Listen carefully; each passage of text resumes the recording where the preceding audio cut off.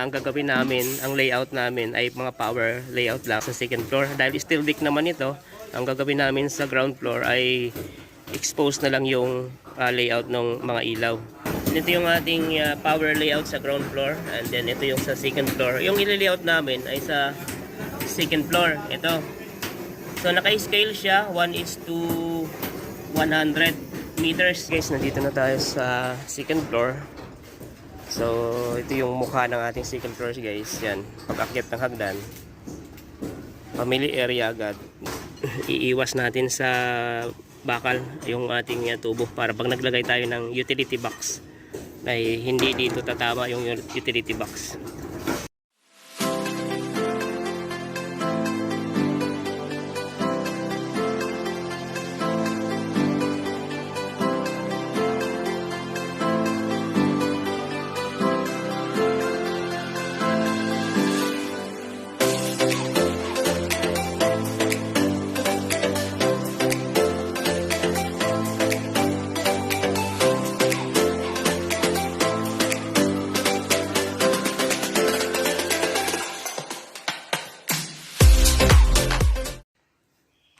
Hello po at welcome back ulit sa aming channel ni Arman. So sa araw na to ay meron kaming bagong project na i-layout. So, yung aming i-layout ngayon ay mga power supply lang. Hindi namin i-layout yung para sa lightings dahil ito ay steel deck. Ang gagawin namin sa layout ng lightings ay expose na lang siya. Doon sa ilalim namin siya iaabang o doon namin siya i-layout sa may ceiling. At isa pa dito ay bubuhusan na siya bukas. Kapag isasama pa namin yung lighting layout, hindi namin kayang tapusin ng isang araw. Kaya power layout lang aming i-layout. Tapos mga riser, yung supply papunta sa second floor, yun yung isasama namin sa pag-abang. So yun guys, samahan nyo kami sa aming project sa Quezon City ulit nito. Ayan guys, nandito na tayo sa site at ito na yung forma ng ating project dito. So kung matatandaan nyo, ito yung project na ginawa namin ng temporary. At ayun si Foreman. Shout out. At ito yung ating mga kasama ngayon, mga ka-warrior natin. O, kaway-kaway muna. O, kaway-kaway. Okay, yung ating mga kasamahan na mga construction boy. Ayan. Oh, shout out from Tarlac. So nagpapalitada na sila guys. At yung i-layout namin nandun sa taas. So ito kasi ay kaka-award lang sa amin nung 2 araw pa lang ang nakalipas at sabi buhos na daw bukas. Kaya ang gagawin namin, ang layout namin ay mga power layout lang sa second floor. Dahil steel deck naman ito, ang gagawin namin sa ground floor ay expose na lang yung layout ng mga ilaw. So na ako kay Michael dito. Si Michael yung aking kasama. Okay, shout out sa ating mga kasama. O, kaway-kaway. O, yun, meron tayong doon, nagatik-tik sa ilalim. At ito ko kay Michael, elbow ako kasi may mga part dyan guys na medyo maiksi lang ang kailangan natin na elbow. Kaya ito ay na natin, pinapa-elbow na. Dahil ang naman natin dyan, ang atin naman mga bakal dyan ay madalang lang. So ito yung plano pala, may dala akong plano pero maliit. Ito yung ating power layout sa ground floor, and then ito yung sa second floor. Yung i-layout namin ay sa second floor. Ito. So naka-scale siya 1:100 meters. Ang gagawin natin dyan, ito lang ang layout nito, bedroom 1 and bedroom 2, then family area. So tapos magpapaakyat lang tayo o magpapababa tayo ng mga tubo na abang papunta sa ating layout sa second floor. Yan yung mga riser. So guys, may layout din kasi kami nito sa cellphone. Titingnan ko na lang sa cellphone yung location ng panel board. So sa cellphone ay nandito eh. Ito kasi wala. Ito yung ground floor. Ito yung living area. Ito yung part na to. Nandun sa ilalim ng hagdan na yan. Mayroong maliit na doon, kwarto. So sa ito, Ayun. Sa cellphone meron siya nandun sa likod ng pinto. Ito siya. Andito. Yung location ng panel board natin. Kaya ang gagawin namin dyan, kung hindi pwedeng tumusok ng diretso para matumbok yung hollow block sa taas, ang gagawin namin dyan ay ibubutas lang namin, elbow namin mula doon sa hollow blocks ng second floor papunta dito, then box na lang dyan, magbabox kami para makababa naman siya dito sa panel board. I-beam kasi to, kaya ang kasi yan, magiging problem natin kapag tinusok lang natin ng diretso, hindi tayo tatama doon sa hollow blocks ng second floor. Kasi yung hollow blocks niyan, kagaya niyan, no? Nakikita nyo, may awang pa siya mula doon sa I-beam. Medyo malayo pa, mga 2 inches pa ata yan. At etong yung part ng I-beam na yan, babalutin pa nila ng concrete yan. Kaya kakapal pa siya lalo. So, kapag ganun, hindi tayo tatama sa hollow blocks, ay medyo mahirapan yung ating tubo pag bend. At yung wire natin ay mahirap isuot. So, ang gawin lang namin, box na lang dyan sa taas na yan. So, okay. Ito, malawak-lawak na to. Huwag masyadong mahaba yung elbow. Huwag masyadong mahaba. Baka lalabas tayo sa halo. Sa flooring. Lalabas yung part na to. Yan. Manipis lang kasi ang buhos yan eh. Baka lalabas yung... manipis lang ang buhos yan, lalo na kapag tumaba doon sa groove nung steel dick natin na nasa taas banda. Yun guys, nandito na tayo sa second floor. So ito yung mukha ng ating second floor guys. Yan, pag-akyat ng hagdan, family area agad, then may outlet doon sa part na yun. Ayun, kung nakikita nyo yun doon, to sa sulok na to, nandun yan. And eto, dito sa part na to, so CR na agad yan dyan, yung nandyan, may mga abang na yan. Ito yun. Then paikot dun, may outlet hanggang dun. Yun. Then malit na raceway, raceway palang tawag dyan to. Then bedroom 1, bedroom 2, bedroom 1, bedroom 2. So okay, so tatandaan ko muna yung mga paglalagyan ng outlet. So family area muna kami. Kel, unahin muna natin yung outlet dito sana. So guys, tapos na tayo dito. Yan. Ito na yan. Then yung isa ay nandun, yung una natin. Ayan. So dito na tayo sa kabila na to. Yung sa kabila ng raceway, nakagitna lang siya dito.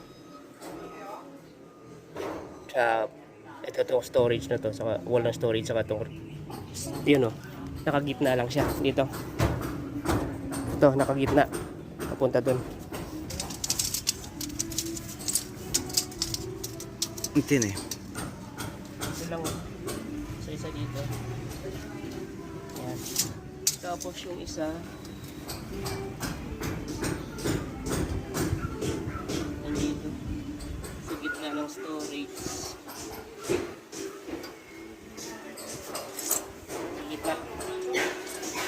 Gitna ng storage na. Yan o.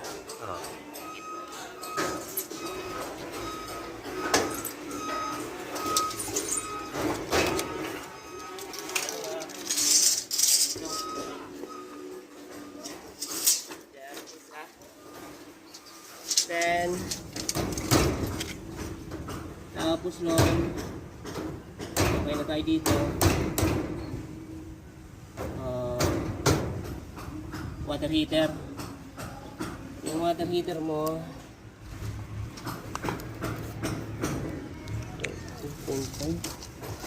ito lang. Mainit.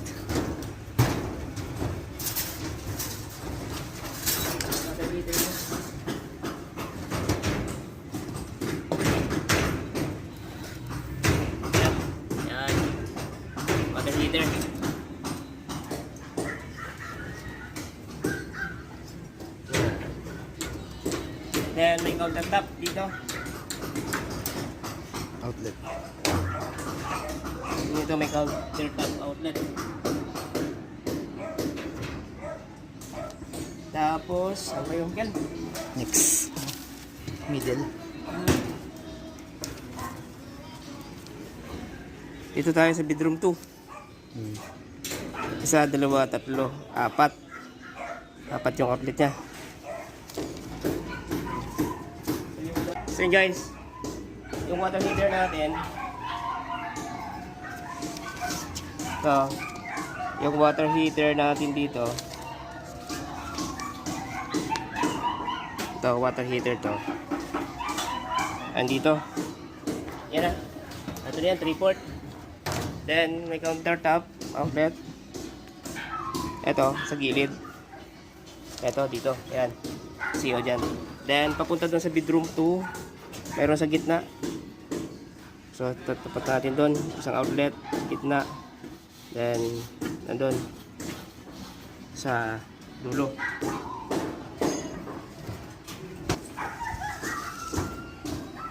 Dito. 150, 160 dito. Sa CO natin. Then yung isa andun, sa sulok, nandito. Dito isa. Then dito sa dulo.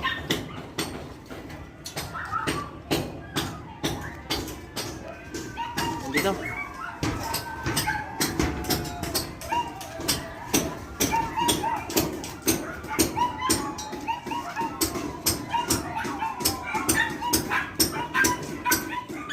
Yung isa yung dito gitna naka ano siguro po yan o yan gitna ng pinto 320 yung gitna ng 320 170 ano ba? 160. 160. Ito, isa. Oo. Then, tapatan lang yan. Bila. Tapatan lang, meron din sa kabila. Yung isa, dito natin, ilihis natin kunti. Dito natin ilagay yung isa. Tapos, Dito ulit. Meron ulit. dito ulit. Oo.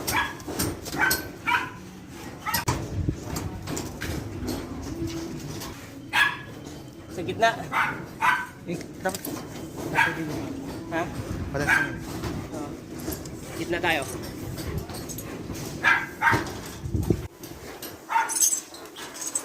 Dito? 500.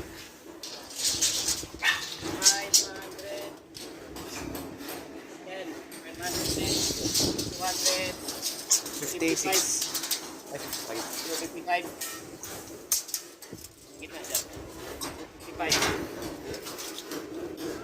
Meron dito isa.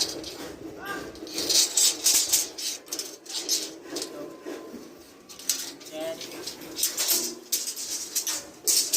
After yan.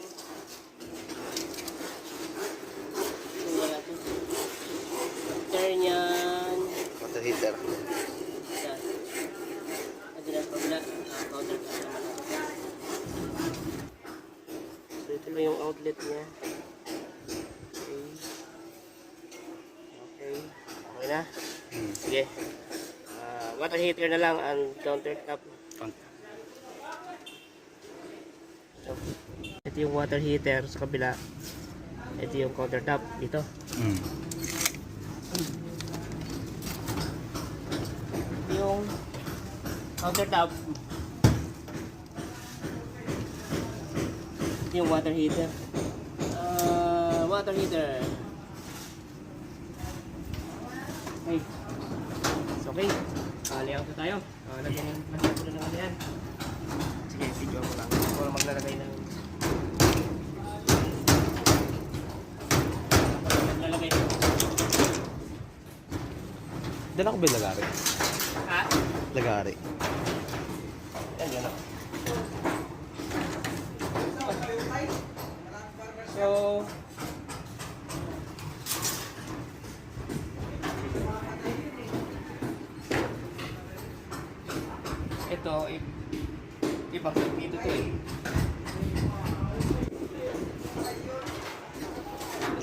nga yan. Ha? Ibang sirkito yan.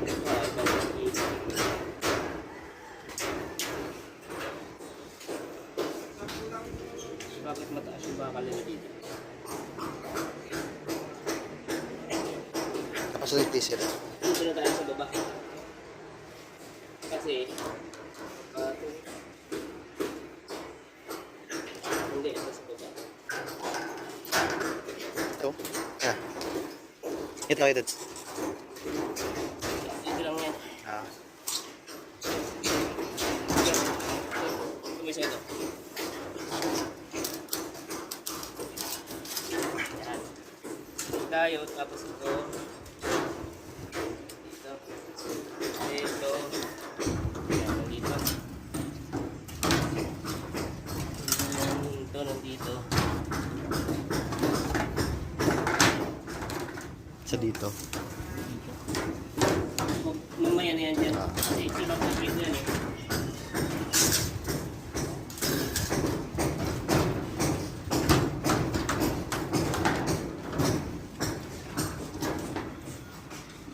Dapat yung walang hap. Sabay.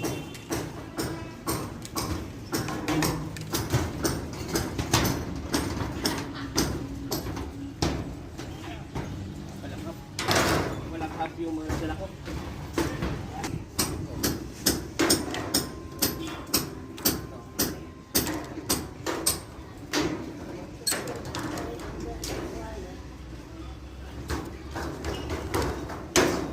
Diyan tayo magkakaroon. Tayo magkumran. Yan, ito tayo magkumran. Papunta dun. Tapos, ito gano'n din. Dito rin tayo magkumran. Ito kabila. Yan. Yan. Yan. Ito. Yan. Ito. Yan. Ito. Ano tayo? Diyan.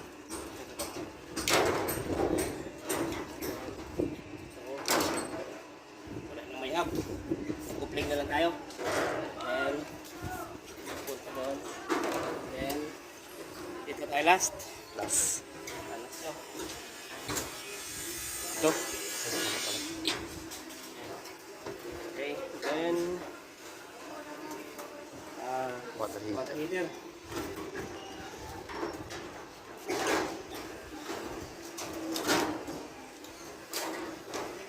So, water heater, ito natin ilagay yan. Yan. So, kung baka ito yung buhos nila kataas eh, yung dito. Sa point na. Okay. Yan. Teka. So, kumran na tayo. Kumran. Ito na natin yan. Michael. Guys, ipapatali ko na kay Michael yung para sa abang ng ating mga outlet. So, unahin natin dito agad. Malapit sa location ng panel board. So, ito yung panel board natin sa baba eh. Sa baba nito. Panel board. Then, punta yan doon.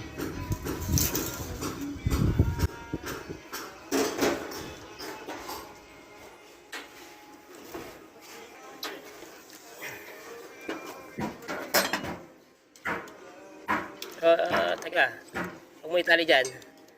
Lalayo yung ano mo. Tayo mo muna yung isa. Yung isang tubo, tayo mo. Doon mo siya itali. Yan. So, kasi yung CHB natin dito ay 5. Ito na yung gilid ng CHB natin. Mabaw. Yan. Tapos, dapat yung tubo natin at least nasa gitna. Okay. Sige. Patingin niya. Ilalim mo si... Ay, sige. Alanganin sa ilalim, no? Oo. Sige, wag na. Diyan lang sa babaw. Ito naman yung buhos niyan eh. Ito. So, ano pa, makapal pa.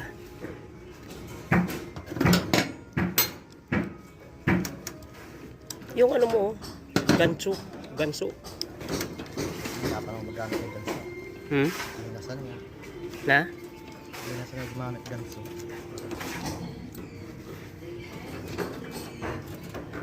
Dali mo muna dyan sa bakal. Yan o. Iusog mo dito konti. Yan. itutok mo na agad yan dun, oh, sa kasunod eh. Yan. Okay na yan. So tali mo dun sa puno, yan, para wag umangat. Ayan.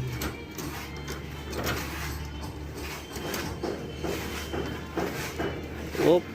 Yeah, ako, lumabas ata yung ating tubo kila. Initin na lang natin mamaya yan para pumasok dito. Para pag naglagay ng CHB, wag labas sa bahay yung ating tubo. Ayan guys, hindi masyado mainit dito sa area namin kasi mayroong ganyan, no. Mga siparlins. Pero sa part na yan, mainit. Mamaya na namin yan, ano ni Michael. Lagyan dyan. So ito muna. Ayan. Kumapos pa. Sige, okay lang yan. Okay lang yan na medyo hindi aabot dun sa, kasi chichipingin pa naman yan eh. Okay na yan. Sa hub. Yan. Lagyan mo pa ng tali sa baba, Ken. Isa pa dito para matibay. Kailan dati kayo? Naka next week siguro. Hindi ko pa na-order eh. Nagastos ko ito yan. Dito tayo guys ulit. Mainit na. Sige, tis-tis muna. Iiwas natin sa bakal yung ating tubo para pag naglagay tayo ng utility box ay hindi dito tatama yung utility box.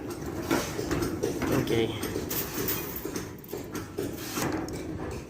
Naka sombrero o damit pang ano, takip sa ulo, lagay ka ng ano, ha? Meron naman, di ko lang nailagay.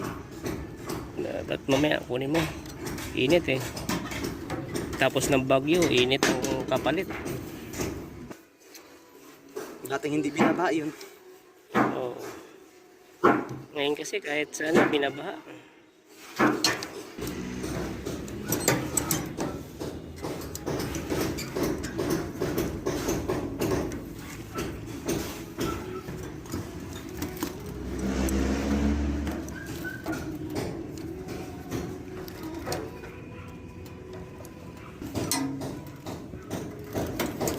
Okay. Ito na. Last.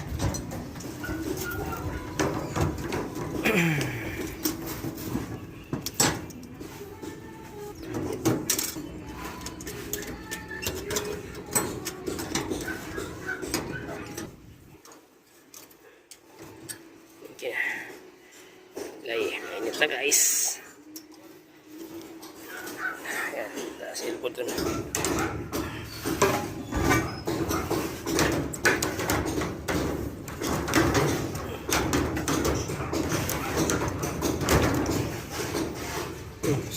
Pumupos ng konti